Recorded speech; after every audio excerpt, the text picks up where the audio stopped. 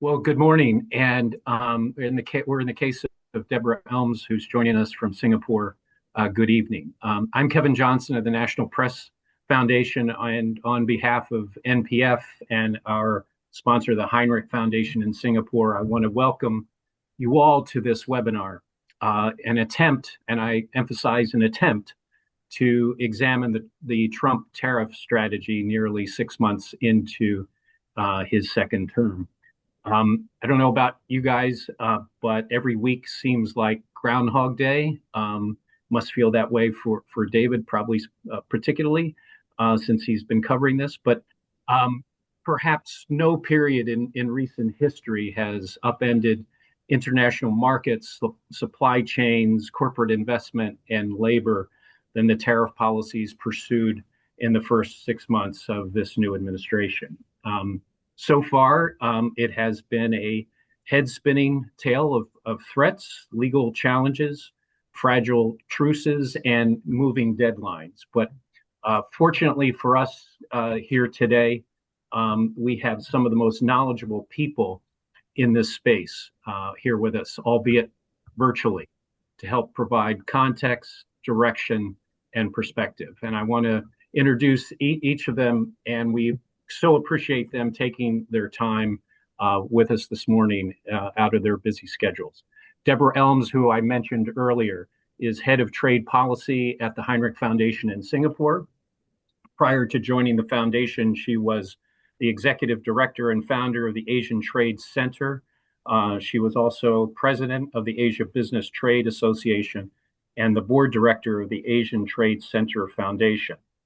Dr. Elms serves on the board of the Trade and Investment Negotiation Advisor, TINA, at the UN Economic and Social Commission for Asia Pacific. She was on the International Advisory Council for APCO, and she was also a member of the World Economic Forum's Trade and Investment Council 2018 to 2020. David Lynch is the global economics correspondent for the Washington Post. He was a Washington correspondent for the Financial Times before the Post, covering white-collar crime. At Politico, he was the cybersecurity editor and a senior writer before that with Bloomberg, where he wrote about national security and the economy. At USA Today, where we were colleagues, he was the newspaper's founding bureau chief in both London and Beijing. And he was the first recipient, the newspaper's first recipient of a Nieman Fellowship at Harvard. I'll also include a plug for his upcoming book, The World's Worst Bet: How the Globalization Gamble Went Wrong and what would make it right. So hopefully that will lead to thousands of new purchases. Dennis Shea served as deputy U.S. trade representative and U.S. ambassador to the World Trade Organization in Geneva, Switzerland. At the WTO, Shea led an interagency team charged with advancing U.S. interests on issues ranging from trade in goods and services to e-commerce, intellectual property protection, and agriculture. For more than 10 years, Shea was a member of the bipartisan and U.S.-China Economic and Security Review Commission, serving as either chairman or vice chairman from 2012 to 2017. More importantly, and for purposes of full disclosure, Dennis also served as commissioner of our weekend pickup basketball league in Old Town Alexandria for several years, and we were grateful for his leadership there. Jeffrey Schwab serves as senior counsel and interim director of litigation at the Liberty Justice Center, where he litigates cases to protect civil liberties and constitutional rights. Jeff has a particular interest in protecting the right of free speech and enforcing constitutional and other legal limits on government. Key to this conversation, though, the Liberty Justice Center scored a major victory at the U.S. Court of International Trade in May, which all of you are familiar with, when the court ruled that President Trump had exceeded his authority under the International Emergency Economic Powers Act, a mouthful, in imposing across-the-board tariffs. The administration is appealing that ruling, and oral arguments are set for July the 31st. And since since that date is staring us in the face, and ironically comes just a day before the latest August 1st deadlines to impose new tariffs, I thought we would begin the questions with Jeff. As I said, a lot of eyes are going to be on those arguments. Tell us what's at stake. Well, the world economy is at stake, I guess. Um, yeah, I mean, in addition to the economic effects, and which I can really only speak a little bit about because the other panelists are much more qualified on economics than I am. But I can talk about my individual clients and the effects on them, and then they're negative, very negative.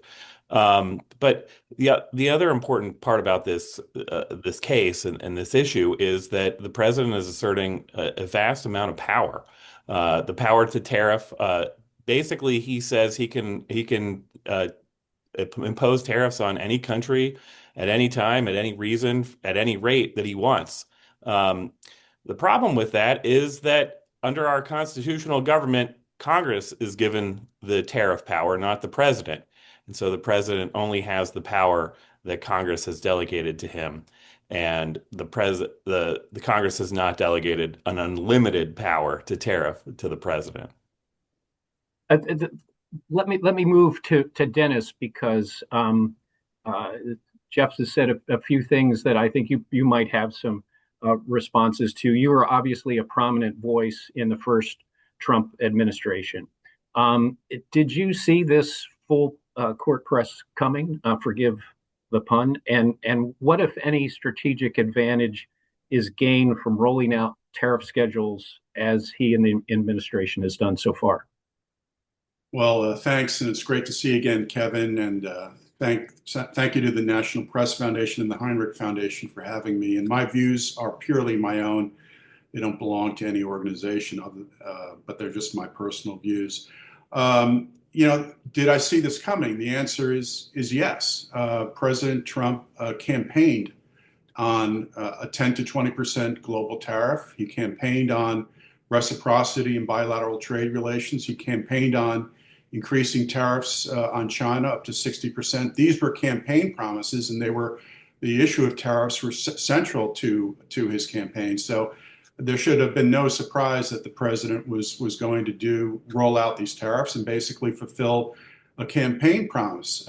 Basically, he's doing nothing less than rewriting the rules of global trade, which he views as being deeply disadvantageous and deeply unfair to the United States over the past couple of decades. In his own words, he's trying to do something that, in the end, will be historic. He strongly believes that the U.S. consumer market is a source of leverage, and he's using that leverage to achieve several objectives. More balanced trade, protecting key industries, and building up the productive capacity in the United States, combating unfair trade practices, including non-tariff barriers, which we've been hearing a lot about. Americans have learned about non-tariff barriers, and also raising federal revenue. And I think they've collected about 100 billion plus over the past year, which is significantly more than last year. Now, sometimes these objectives are mixed, are conflated, but in the end, I think the Trump administration justifies the tariffs on the basis of U.S. protecting U.S. national security, hence the invocation of the International Economic Emergency Powers Act, or IEPA. And the point there that the Trump administration makes is that the large and persistent trade deficits in goods that the U.S. is running, 1.2 trillion in 2024, and more than 20 trillion since the creation of the WTO, are damaging to U.S. Security interests. Industries have been eliminated in the U.S., and we're funding current consumption through the sale of U.S. assets and the future earnings of those assets. So that is the theory behind what the Trump administration is doing, and it's no surprise. I mean, when you're trying to rewrite the rules of global trade, and you're starting in April with the Liberation Day tariffs, it's no surprise that it takes a while to get results. So we'll see how things unfold. I suspect between now and August 1st, we may see some framework agreements with some of the larger trading partners. I mean, in the letters that the president sent, he said, these are the deals. These, the rates will go up, the tariffs will go up effective August 2nd. So I think this is a play that is still unfolding, and we're perhaps in the early chapters of it. One of the things that he did recently, late last week, appeared to go beyond the effort to rebalance trade deficits when he acknowledged that the tariff threat against Brazil was linked to his political support for President Bolsonaro. And I guess this question is appropriate for Deborah. What message does it send to other countries that the U.S. is willing to use trade policy to inject itself into the domestic policies of another country? Well, I think it proves Dennis's point, which is that Trump is rewriting the rules of global trade and certainly rewriting the rules of U.S. trade, the way in which it's been practiced for decades. And I think he's been doing it in remarkably short order. And so one of the things that is so disorienting about Trump 2.0 is the speed with which we have had this tremendous amount of change in policy emanating out of Washington, but ultimately sort of, think of it as you throw a giant rock into a small pool and the waves start to go out and then they hit the edge and they come back again. And then others are throwing rocks in. And by the time you're done, half the water is out of the pool and everybody is wet. I think that's really where we're at right now, which is this sense of turbulence in trade and a lot of questions about where it's likely to head. I think the letters last week were another reminder of the differences between this administration and all previous administrations.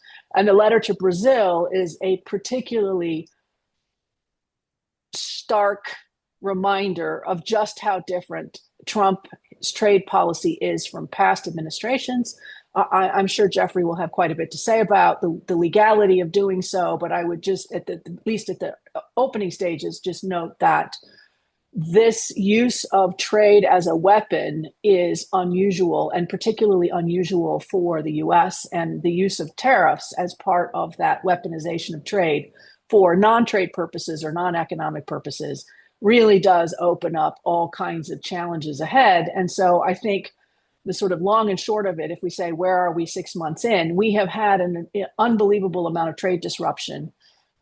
And we are still waiting to see are those ripples in that pool going to ever calm down, or are we going to continue to have this, disordered amount of waves crashing back and forth for an ongoing period of time? My suspicion, just to sort of jump to my conclusion, we will be drowning in this swimming pool for a very long time to come, because the waves themselves, the continuous throwing in of new rocks by Trump, and then the reaction of others is likely to keep going for as long as he stays in office. And circling to David, I was giving you a breather here since you've been filing every day. But well, relaxed I've been since April 2nd. But your piece on Wall Street's reactions to these ever-changing policies was particularly interesting Sunday. The lead of the story was the stock market has learned to love Donald Trump's tariffs. That wasn't apparent after the first rollout. But how did that happen? And does that indicate that the markets don't believe that the president will follow through? Thanks, Kevin. I think Wall Street has cycled through a number of different stances on the president's trade policy. I think initially institutional investors told themselves a story that was quite comforting, that the president really didn't mean what he was saying on the campaign trail that Jeff alluded to about these high tariffs, and that actually what the investment and business community would get from the administration would be tax cuts and deregulation, and not so much action on tariffs. And pardon me, within hours of being sworn in January 20th, the president began proving them wrong and began talking about and threatening and in some cases imposing new tariffs.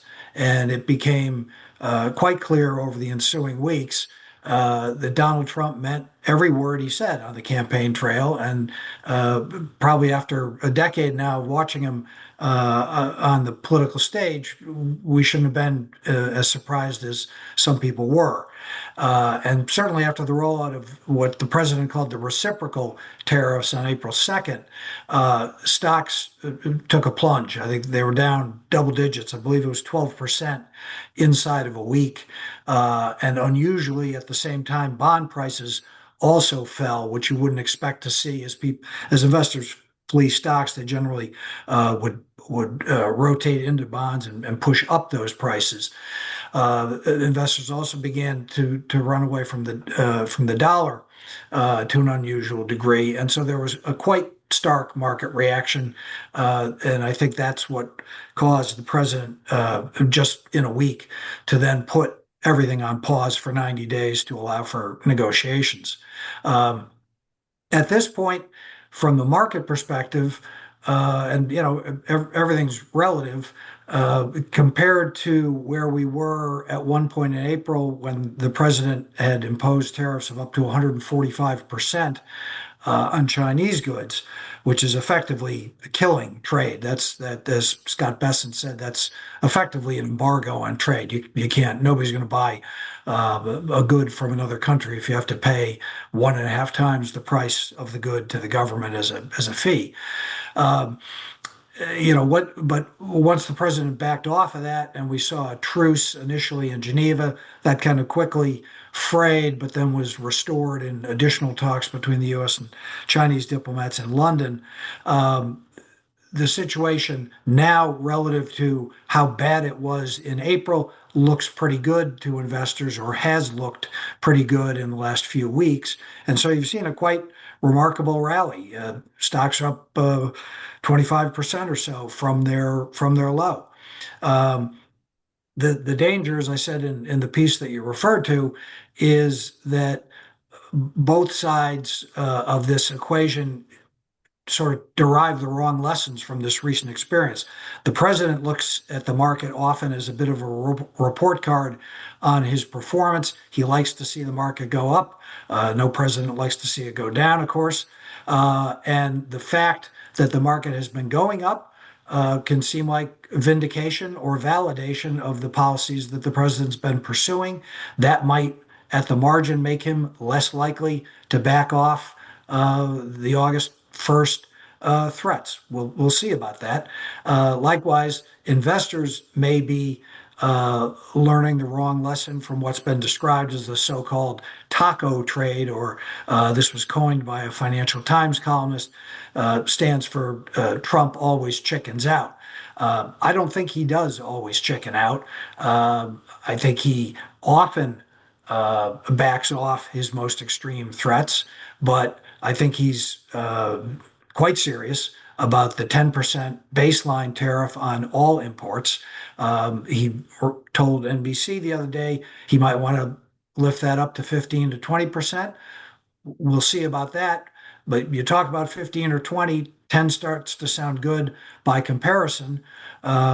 Likewise, tariffs of 145% on China are now down to an average of about 55%, including tariffs that were in place before President Trump's second term. So I think we're going to end up ultimately in a very different trading landscape from where we were, before President Trump returned to the White House.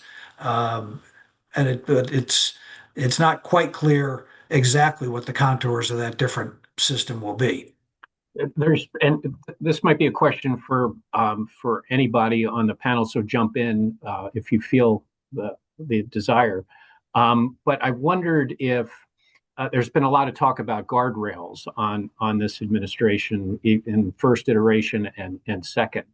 And I wonder, David, you mentioned that Trump's affinity for the market, and I wonder if that is the ultimate guardrail for how he views going forward or not. And again, any of you jump in if you feel the need. Yeah, I don't know whether it's his ultimate guardrail, but I will say to David's point, I mean, the media narrative, since this is a media group, the media narrative after the April 2nd tariffs was that we're heading into economic Armageddon, right? I mean, it was just the world's falling apart, U.S. economy's going to be destroyed. That was sort of a major theme through the media coverage of the April 2nd tariffs. But when you look at what happened, the last 2 months, jobs reports have been good. April, the GDP growth for the second quarter, according to the Atlanta Fed, could be about 2.6%. Others have estimated higher. We had 2 months of relatively modest inflation growth. Now today, we can do a little test of the markets. Inflation was up 0.03%. The CPI numbers came out at 8:30 this morning, so we can check the market during this call to see how the market is reacting. Some folks are saying that that's tariff related.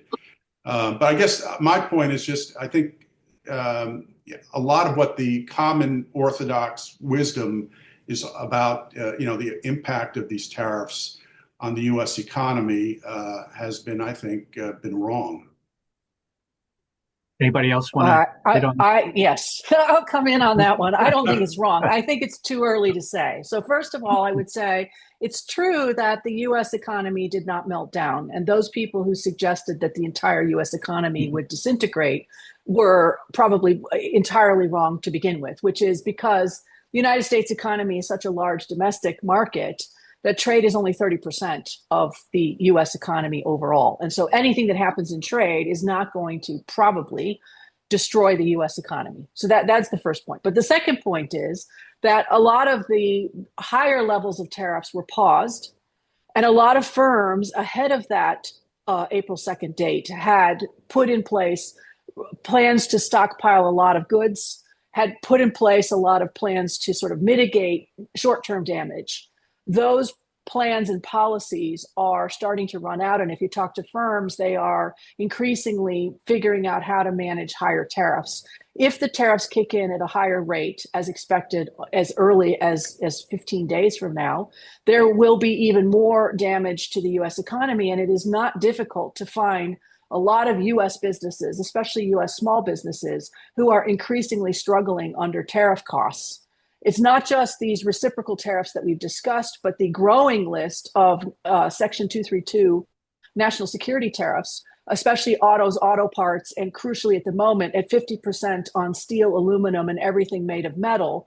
Those kinds of sector-specific tariffs are already in place. They are starting to impact firms. Companies are complaining about those. If you look at specific measures like trade flows through ports, trucking numbers, warehousing numbers, inventory purchases, a lot of the sort of faster moving data points are suggesting increasing problems in the US economy. And that's before we get to any increases in these reciprocal tariffs in the next 15 days or maybe longer, but also before we get to more of these Section 232 tariffs. Trump has threatened to impose the ones on copper at the end of the month at 50%.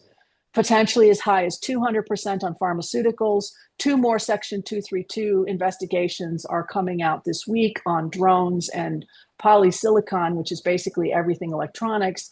Increasingly, more and more of the US economy is captured by these kinds of sector-specific tariffs, in addition to the reciprocal tariffs. So I think the damage is coming, and coming faster than some people would like to admit or acknowledge. Yeah, I would agree with that. I spent some time yesterday reading earnings reports, earnings calls between the CEOs of companies like Nike and Levi's, lesser-known industrial parts makers, and the price increases are being felt by these companies, and they're coming.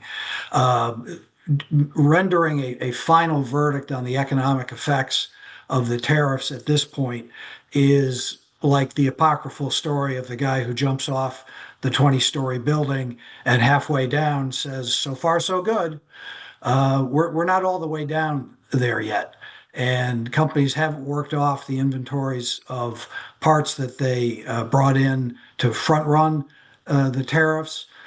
These 10% universal or baseline tariffs, that's a number nobody likes paying, but many companies, particularly the larger ones, can swallow that. They can take a little bit out of their margins. They can squeeze their suppliers a little bit. They don't like it, but they can live with it. Once we get up to the higher numbers, as Deborah indicated, if those actually take effect, if we put a 30% or 50% or whatever the number du jour is tariff on trade with Europe, we're going to feel that. So I would just say, we need to be a little bit patient to assess whether a policy is or isn't working. Jeff, do you want to jump in or Yeah. Again, I'm not an economist or have a degree in economics or anything, but I do represent five small businesses, and their experience is consistent with what Deborah is saying. They have stockpiles of inventory that they think they can work off of. They're hopeful that the tariffs will go away, and then they can resume back to normal. But they're also making decisions about whether to invest in certain things or not, and they've been sort of holding off on making those decisions. They haven't hired. They are making decisions based on uncertainty, and that's the real problem, is that we don't know what the rate's going to be, when it's going to be, against what products it's going to be in which countries. And that's a direct problem created by the president asserting this power under IEEPA, where he can do whatever he wants. If he was limited to the actual statutes that delegate power to the president to impose tariffs, which have more restrictions and limits, then I think there would be less uncertainty. And particularly for my clients and other small businesses, I think they would feel a little more secure, even if they weren't 100% on board with the tariff rates. There would be a little more certainty for them. Understood. I'm going to open it to questions from the folks who've registered. We had more than 300 register for this, so I want to give them adequate time. And I'll begin with a question from Jennifer Delohi. I apologize if I've mispronounced your name. And she refers to the Emergency Powers Act and asks this question. While the IEEPA's powers are around economic transactions, are there broader consequences for such widely used emergency declarations and powers? Anybody? Well, jump on? let me, with Jeff. Jeff will probably rebut what I'm going to say, but we'll have a little mini debate here about IEEPA, and this, of course, will be decided by the Federal Circuit and likely the Supreme Court, right, Jeff? This will probably be ultimately decided by the Supreme Court. But IEEPA gives the president the right to regulate or prohibit imports.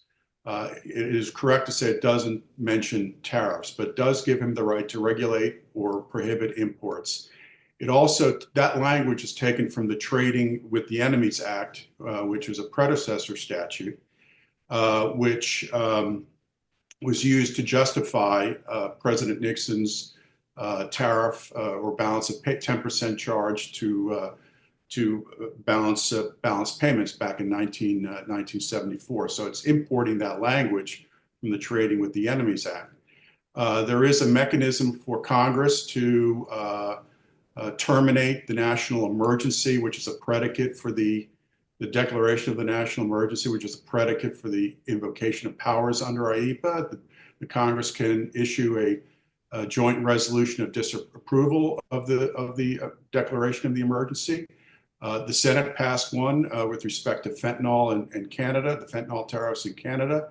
Obviously didn't make it in the House, but the notion that Congress is sort of can't do anything here, I think, is wrong. Congress has the right. Congress can amend IEEPA. Congress can pass this resolution of disapproval. So I think this will be all hashed out, obviously, in the Federal Circuit and before the Supreme Court. And I'd ask Jeff, when do you think this will be resolved? There's a lot there, so I'll start with the last point, and that is that the Federal Court of Appeals has oral arguments scheduled for July 31st. They've had a very expedited briefing schedule in the case, so I wouldn't expect them to take too long to issue a decision. However, it is before the entire panel of all 11 Federal Circuit judges, so there will be probably things to negotiate and work out between and among those 11 judges. But I would expect them to issue a ruling probably within the month of August. And then, depending on that ruling, I would expect an immediate appeal to the Supreme Court by whoever loses. I don't know how long the Supreme Court would take. It also could be an issue of whether the decision by the Federal Circuit will be imposed during the time that the Supreme Court hears the case. So, obviously, we won our case before the Court of International Trade and got an injunction on the tariffs, but that was stayed pending the appeal in the Federal Circuit. If the Federal Circuit were to uphold that decision, then the stay would go away, and then there would be a question of whether there would be a stay imposed if the Supreme Court decided to hear the case. So those are all issues that it's unclear how long the Supreme Court would take, whether they would impose a stay during the time, and how quickly they would hear the case, or whether they would just hear it on their normal schedule, which is usually they hear some cases during the fall and the spring, and then they issue opinions sometime after that through midsummer. Thanks, Jeff. A question here related to the markets, and again, anybody feel free to jump in. This is a question from Jan von Herf. Did the U.S. president hit the pause button to allow for negotiations, or did he allow for Wall Street traders to adapt their trading strategies, not to be caught off guard once he actually follows through with the intended strategy? Anybody want to take that on? Well, I can give you my guess. I mean, I think he expected, as was promoted from the beginning, that there would be a long line of trade partners looking to negotiate their way out of the April 2nd discussions. And Peter Navarro in particular mentioned repeatedly that there would be 90 days and 90 deals, and this would be pretty quick and fast because of the leverage the United States had over its trading partners, given the size and the lucrative nature of the domestic market. That has not happened. And so I think that has presented a bit of a quandary, right? If you don't have the trade partners providing whatever it is that the Trump administration and Trump himself is looking for, or isn't providing enough of it, or isn't providing enough, I don't know what it would be. That's one of the problems the trade partners have had, is what would it be? It's unclear. But whatever it is, it's not working. And so then Trump is now looking for a way out of this. He's declared that his own letters, basically Liberation Day round 2, is a deal. And so now the question, of course, for everybody is, well, is there any point in continuing to negotiate, or is this the deal? The deal is the deal, or the deal that we get, whatever it is, whether we negotiated our way there or whether we were handed it in a letter, is that the deal, or is that also going to be changed going forward? And I think to go back to the first question, sort of tie these two together, one of the challenges that I think trading partners are having is trying to figure out how seriously to take Trump and any agreement that may be reached.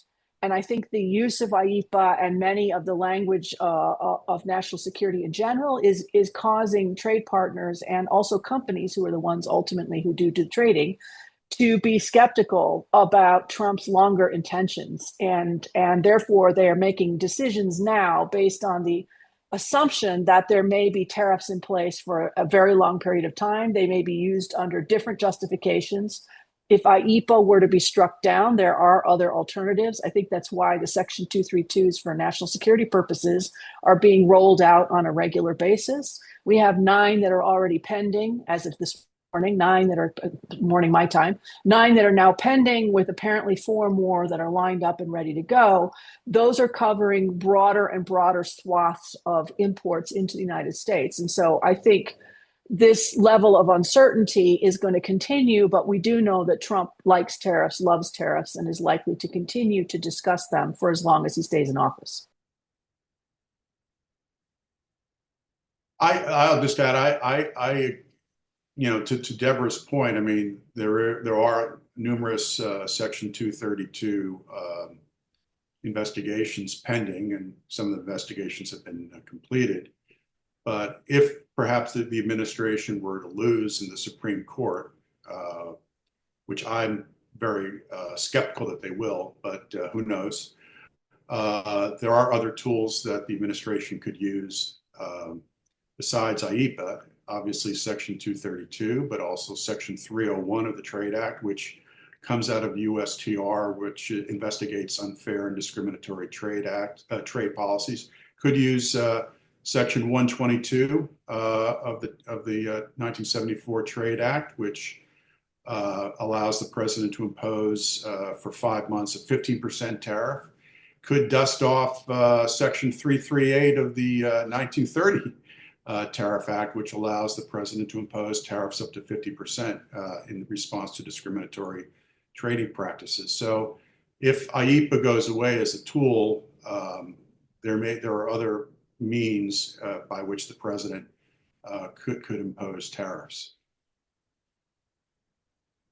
A question on the national security provisions comes from Mara Lee, who asks, related to the 232 provisions, do we think that any of these reports will conclude that imports are not a danger to national security, or that the danger can be managed by monitoring rather than tariffs? No. That was me, Kevin. Oh. No, I could be proven wrong. Happy to be proven wrong. I'm frequently wrong. But I think the 232 investigations have begun with a pretty good idea of their eventual conclusion. Anybody I think else? like many things, you have to use quotations, investigations. I mean, if you look at the way in which these were framed, we are investigating the damage caused to the United States by blah, blah, blah for national security, and the intersection between foreign imports, our U.S. domestic, whatever it is, capacity. And therefore, the report will look to see how much damage is being caused. So I think from the way they're structured at the beginning, it would be quite surprising if these 232s suddenly said, oh, guess what? Actually, there's no problem whatsoever.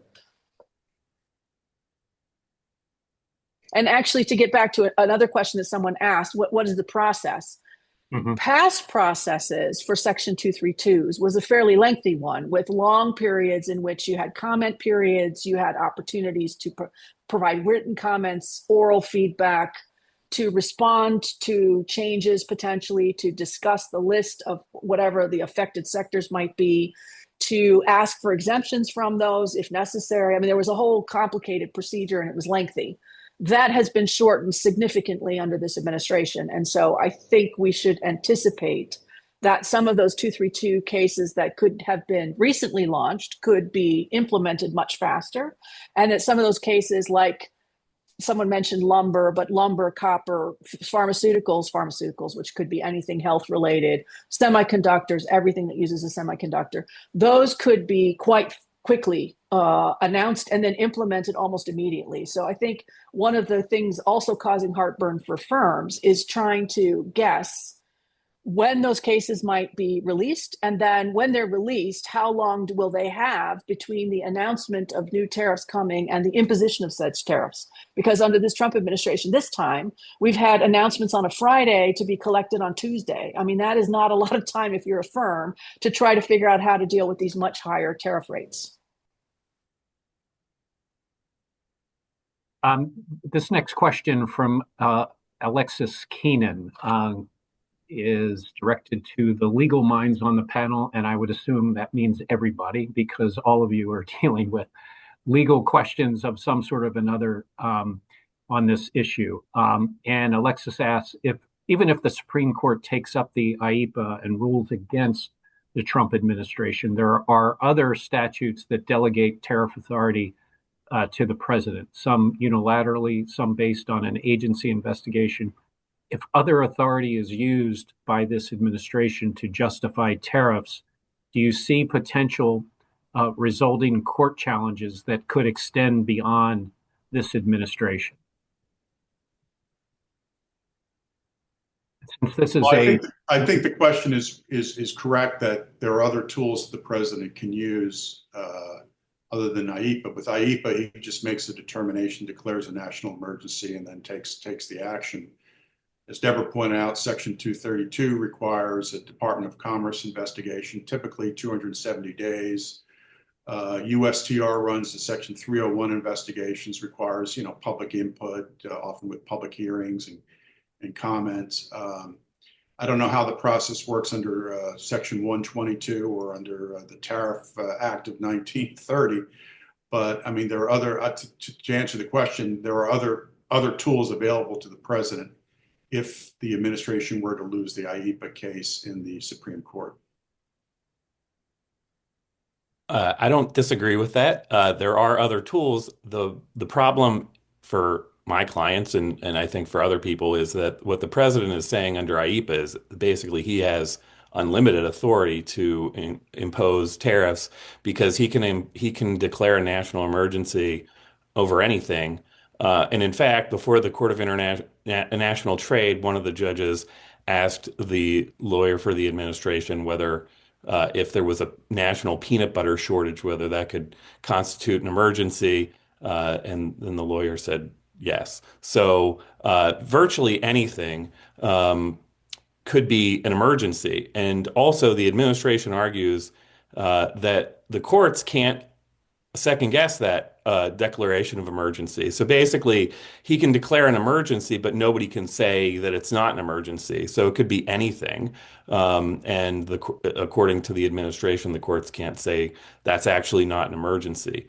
That's a big problem if the president thinks that IEEPA is just a procedure where he can impose tariffs on anything for any reason, and the other laws that were mentioned do have restrictions that the president is at least in some ways following. So it would make a big difference, I think, if the Supreme Court rules in favor of striking down the Liberation Day tariffs under IEEPA. It will at least slow the administration a little bit and make them follow channels that they aren't currently following. But Jeff, Congress can terminate an emergency through a joint resolution of disapproval. So it's not as if the president has just unlimited authority. The Congress can step in and take action. Congress can step in and do anything, anytime, but they still have to go through the procedures, and that is that the president can veto that. So as long as Congress has a veto-proof majority, then it can do that, but it cannot do that. In fact, that's actually an interesting point. Originally under IEEPA, there was a procedure where Congress could say that no, this isn't an emergency, and the president can't do this. But the Supreme Court struck down these provisions where Congress can act unilaterally without the president. Legislative veto, yeah. Legislative veto, and so that provision is not in the statute anymore, and that actually weakens the statute, at least from congressional perspective. And that, I think is all the more reason to be concerned about the administration's claim that they have essentially unlimited authority under IEEPA. Well, again, Congress can terminate the national emergency, and in our system of government, if they do that, then the president can veto the joint resolution, and then it requires 2/3 of Congress. So that's the way our system is set up too. And so I don't think it's unlimited in that regard. And this This national emergency is not about peanut butter. It's about a persistent and pervasive trade deficit that has lasted for 20 years or so. It's $20 trillion cumulative in goods since we joined the WTO. So that is the national emergency. It was $1.2 trillion last year. This is very harmful to the United States, as the Trump administration believes, is hollow out our industries, and we can't make certain things. When we had COVID, we didn't have any PPE because we didn't make it. There are numerous examples of things that we need. Rare earths is another one. I mean, we have rare earth. We need to make rare earths. So it's not about peanut butter. It's about these persistent and pervasive trade deficits. Can I make a point in response to that? Yeah, sure. Well, I mean, it is in a sense that if the president wins, then it can be peanut butter. It can be anything because that's the administration's claim. But in terms of whether it's an emergency, I think that, an emergency is something that comes up suddenly, and we've had trade deficits for basically my entire life. And also IEEPA does have one other restriction on it, and that is that it has to be unusual and extraordinary. And I don't think that you could say that trade deficits, which have lasted for 50 years, we've had for 50 years, are unusual or extraordinary. So if those limits are imposed, then I think there's questions about whether the trade deficits can constitute an emergency or an unusual and extraordinary circumstance, as the president claims. This next question addresses the Armageddon-like result that Dennis said referred to earlier that did not come to be, but asked this question: could countries realistically avoid trading with the U.S. and create their own non-U.S. trading supply chains? What would this look like, and what would be the economic impact to the U.S. and to the world? I assume that we're seeing it now. So we're already seeing firms who are pivoting. Remember, countries do not trade; it's companies that trade. So even if a government says we're going to do X or we're going to do Y, or we're not going to do X, we're not going to do Y, ultimately it's the firms on the ground that actually make these decisions. And firms on the ground are increasingly changing up their supply chains, their footprints. They're looking for alternative markets. They are reassessing their reliance on the U.S. as a final market or as an input for whatever it is they're producing. And there are increasing decisions being made by firms globally. I mean, I sit in Singapore, so I see this regularly, about how to reshuffle their supply chains. If this uncertainty continues, if these tariffs continue to escalate, then they will have to make different kinds of decisions about the future, even though the US has been a very large, stable, and lucrative market. And even though there will be consequences for a lot of firms from pivoting, either in whole or in part, away from the United States, the consequences of staying attached to the United States are also looking more and more grim. And so firms are increasingly looking to have different strategies. And one thing that I find particularly striking that I never heard, I've been in Singapore now for 20 years, I've never heard before the last 6 weeks, firms who were they were always talking about sort of an in China for China strategy, an in China for Asia strategy, or an in Asia for Asia strategy. But increasingly, even U.S. multinationals are saying we need to have an in U.S. for U.S. strategy, and then in Asia for Asia, or in Europe for Europe. This is getting to be much more fragmented going forward than it was before. And I would just note on the in U.S. for U.S., what's also striking to me is we don't hear in North America for North America. We now hear in U.S. for U.S. So it's not about the North American markets coming together either. That is creating a lot of stresses and strains, as you might imagine, on the supply chains that have been built up over decades. But I think we are seeing that pivot by companies, and we are increasingly seeing by governments who are starting to talk to one another globally and regionally to say, how can we better integrate? How can we better cooperate? How can we create some kind of environment going forward that allows us to have better economic ties than we've had in the past? Now, Asia is better off in this regard than many locations because we have lots of different trade agreements, lots of different platforms that you can use. But I will say the pivot is not just within Asia for Asia. The pivot is increasingly, countries of the CPTPP, the Comprehensive and Progressive Trans-Pacific Partnership, talking to the European Union, the CPTPP dealing with the Southeast Asian nations. This kind of rebalancing of trade and economic ties is being accelerated, literally, I would argue, sort of week by week, as this administration goes forward with its sort of wrecking ball approach to the trading system. This next question follows Deborah's comments just now, and whether or not the risk of this decoupling would include traditional allies of the U.S. and might create a new form of so-called friendshoring, similar to what the Biden administration attempted. For example, could the European Union, Canada, and Japan reach an agreement with ASEAN countries that would isolate the U.S. from international trade? And this comes from Frederick Gilker. So you mean friendshoring without the United States, right, as opposed to U.S. trying to friendshore? Correct. I think we are seeing the very beginning stages of interesting reconfigurations that will likely continue over, I don't know, decades potentially, right? It took us 8 years to get to where we're at now. It's going to take us a while to get to whatever comes after this. But I do think that in this sort of crisis of changing the trading system, there will be new configurations that we may not have anticipated and new kinds of, ways to seize opportunities. And it will probably give an advantage to some locations that you would not naturally think of as an interesting one.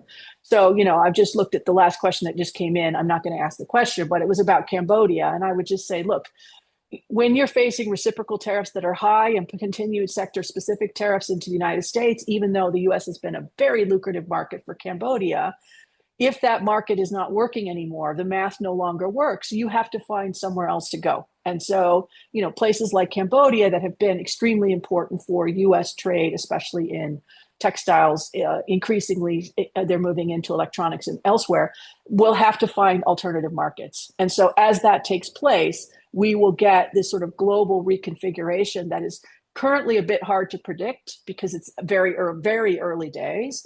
And there's a lot of uncertainty about how that might work. We don't see, because I have a lot of reporters on the call, I'm sure, and they're always asking, do we see a lot of actual actions by governments at the moment to coordinate? And I would say that's a bit more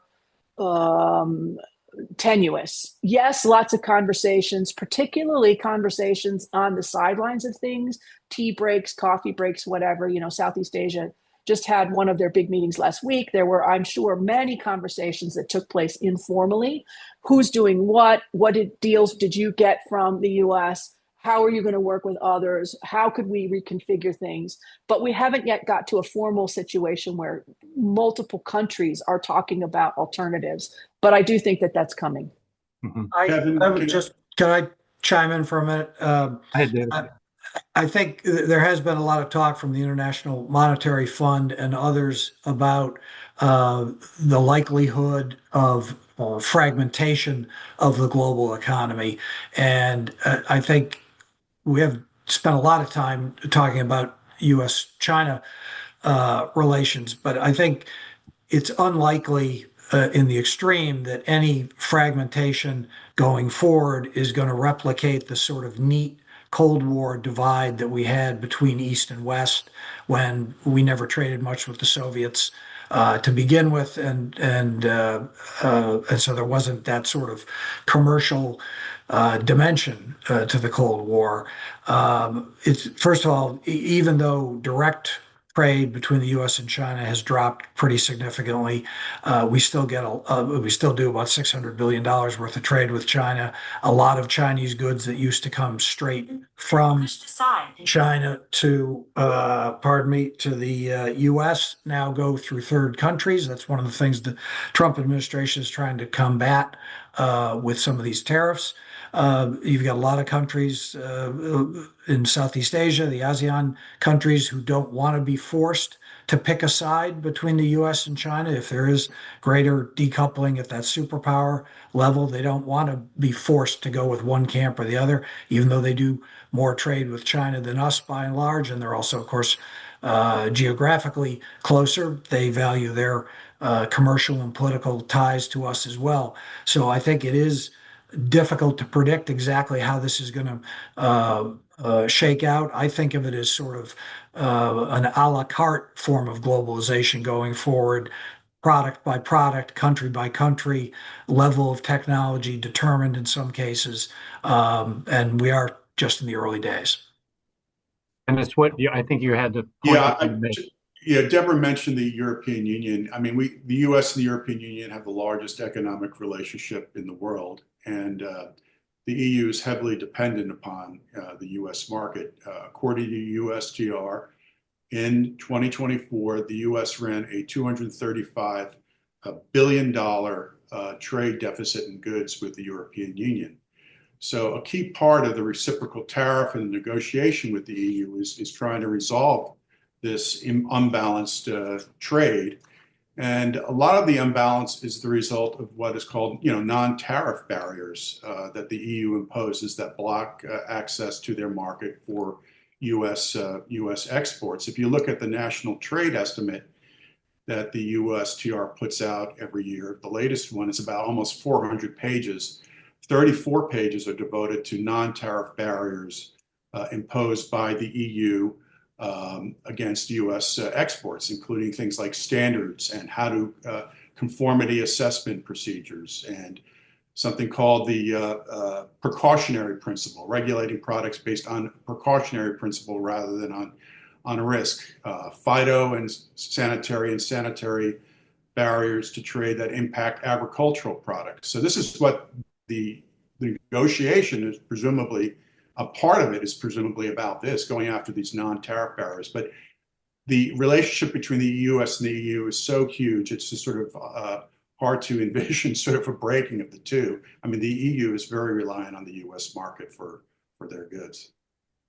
Can I just come in there and say, yes, I'm not suggesting that this reshuffling of trade and trade landscape is going to be painless. There will be a lot of pain, and it will not just be felt by U.S. consumers and U.S. businesses paying high tariffs for all foreign goods coming into the U.S. It will be felt globally by firms across the world as they try to find alternatives. That will not be painless. But I would also say, if we're going to talk about trade deficits, we were so focused under this Trump administration on trade deficits in goods. We ignore the U.S. Tremendous strength so far in services. We haven't talked about investment, intellectual property rights, lots of other things that make the U.S., or at least made the U.S. the U.S. So I think we should be careful in talking about trade deficits, that we don't just focus like the Trump team does on goods only, but we also think about services, which are an increasingly important part of the global economy, and they matter more and more to advanced economies.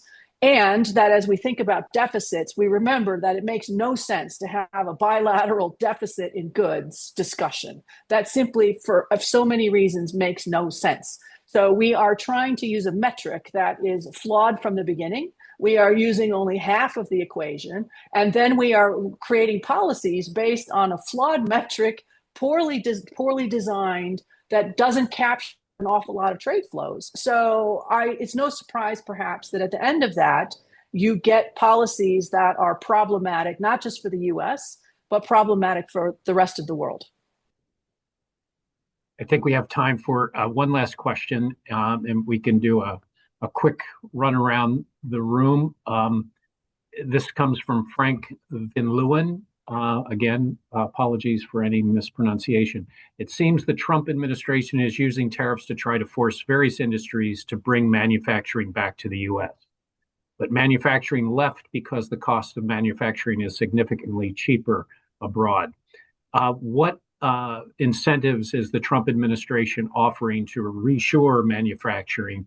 And are industries asking for these incentives to overcome the higher costs of manufacturing? If there are any examples out there to cite to help Frank. I think the administration the president has offered faster permitting and approvals of new projects. That's one incentive. The negative incentive, of course, is the tariffs. He says with every tariff proclamation, he says if you want to avoid these tariffs, of course, just put your production here in the United States. We are seeing some reshoring of manufacturing activity. The problem is, it doesn't produce as many jobs as one might hope or expect. Manufacturing, like many other things, has become increasingly automated over time, more productive. So if a factory left, let's say in 2005, and took 2,000 jobs with it, and that work comes back home today, it won't bring 2,000 jobs. It might bring 200. Anybody else? That's a quick thought. Okay. Well, we have hit the mark at 10. I promised you it would be just the hour. But I want to offer my sincere appreciation for you all taking the time out of incredibly busy schedules to join us today to discuss this really important and ever-evolving topic. I'm sure we could go on for couple hours. But again, I wanted to thank you so much for joining us, and also for all of those who signed up and joined us here and offered their questions. Thanks so much for joining us.